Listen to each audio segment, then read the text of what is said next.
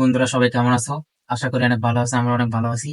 তো আজকে নতুন একটা ভিডিও নিয়ে তোমাদের মধ্যে হাজির হলাম। হ্যাঁ, আশা করি তোমাদের অনেক ভালো লাগবে। ভিডিওটা হচ্ছে এক জাদুকর ও যুবকের গল্প।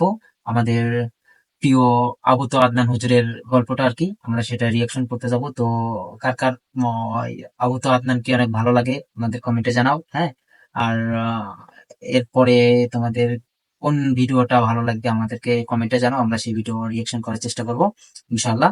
তো কথা বাড়ানোর দরকার নাই, আমরা মূল ভিডিওতে চলে যাই। বহুদিন আগের কথা, কত বছর আমরা জানি না।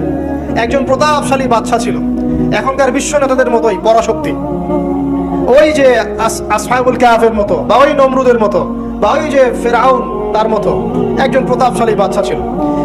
তার অধীনে একজন বড় জাদুকর ছিল। কি ছিল? জাদুকর।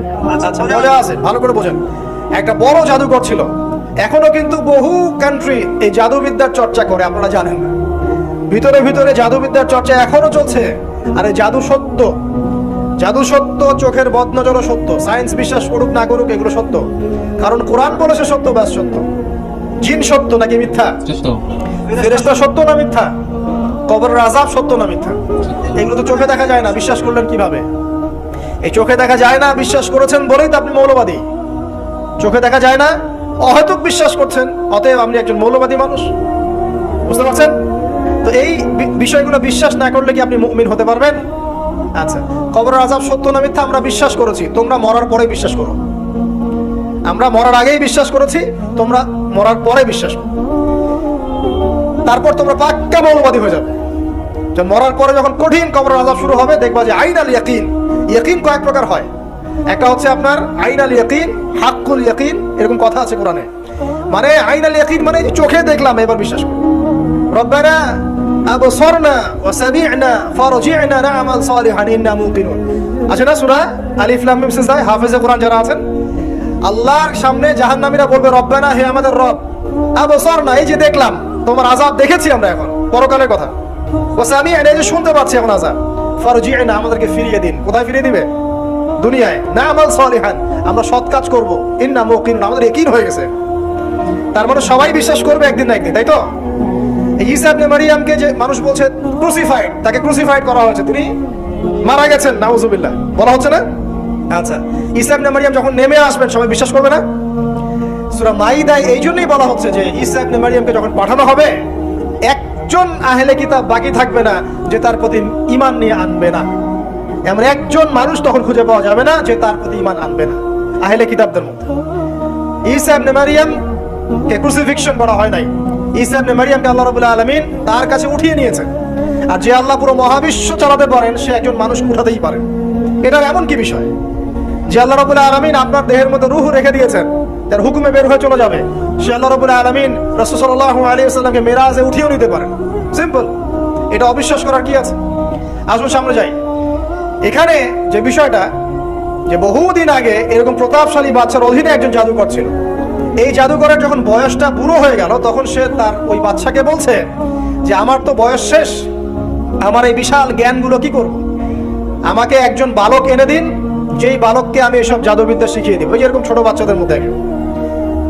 তো এরকম একটা ফুটফুটে সুন্দর বাচ্চাকে খুঁজে বের করা হলো, যে বাচ্চাটা বিচক্ষণ। একে নিয়ে আসা হলো জাদুকরের কাছে। এবার জাদুকর তাকে জ্ঞান শিখায়, জাদু শিখায়। জাদু শিখাতে শিখাতে শিখাতে শিখাতে সে একটু পরিণত হচ্ছে, মানে কৈশোরে পদার্পণ করে। এখন সে যখন জাদু শিখতে আসে, আসার পথে রাস্তায় দেখে একজন পাদ্রী আছে। পাদ্রী মানে কি? পাদ্রী মানে দরবেশ, মানে যে আল্লাহর বিশ্বাস করে, হয়তো আগেকার আসমানে কিতাবে সে বিশ্বাস করতো। এমন একজন পাদ্রীর সন্ধান সে পায়। সে ওই পাদ্রীর কাছে গিয়ে বসে। সেই পাদ্রী তাকে আসমানি কিতাবের যে মর্ম, যে বাণী, এগুলো শোনায়। তার কাছে খুব ভালো লাগে যে মাশাআল্লাহ, এটা ইমানের স্বাদ। যখন কোরআন শুনি আমাদের ভালো লাগে না, আসমানি কিতাব যখন শুনে তার কাছে ভালো লাগে। সে বলে যে আমি এটা শিখতে চাই। তখন এই পাদ্রী তাকে বলে, তুমি তো জাদু শিখতে যাও এই বাদশার দরবেশের কাছে, বাদশার জাদুকরের কাছে, যদি ওরা জানতে পারে তাহলে তো সমস্যা। তার উপায় কি? যখন তুমি ওখানে যাবে, যখন দেরি হয়ে যাবে, তখন বলবে বাসার থেকে বের হতে দেরি হয়েছে, বাসার থেকে বের হতে দেরি হয়েছে। আর আমার এখানে বসে যখন বাসায় যাবে, তখন বাসায় গিয়ে বলবে যে ওখান থেকে, ওই যে জাদুকরের কাছ থেকে আসতে দেরি হয়েছে। মানে কৌশল অবলম্বন করতে তিনি শিক্ষা দিলেন। কৌশলের প্রয়োজন আছে না? অবশ্যই। উদউ ইলা সাবিল রাব্বিকা বিল হিকমা, হিকমার দরকার আছে না? সত্য থেকে সরে গিয়ে নয়, কিন্তু কৌশল তো করার দরকার আছে। নবী সাল্লাল্লাহু আলাইহি ওয়াসাল্লাম যে হিজরত করেছেন, মক্কা থেকে মদিনা চলে গিয়েছেন, সবাইকে জানান দিয়েছিলেন, এই শোনো আমি হিজরত করছি, জানান দিয়েছেন? রাতের বেলা বের হয়েছেন, কৌশল। রাতের বেলা বের হন নাই, এবং তাকে মারার জন্য চারপাশ থেকে লোক ঘিরে রেখেছিল, এর মধ্য দিয়ে আল্লাহ রাব্বুল আলামিন তাকে বের করে নিয়ে গেছে।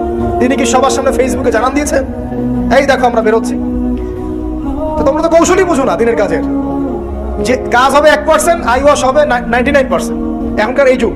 তো আমরা দেখলাম আবু তো আদনান মোহাম্মদ আদনান হুজুরের হচ্ছে বয়ান।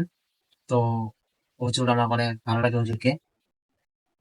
কি বলবো যে এরপরে আমরা কোন ভিডিও রিয়াকশন করবো তোমরা কমেন্টে জানাও। তো আজকে এই এই আজকে এখানে এই ভিডিওটা শেষ করতেছি। হ্যাঁ, তো সবাই ভালো থেকো, সুস্থ থেকো। আল্লাহ হাফেজ।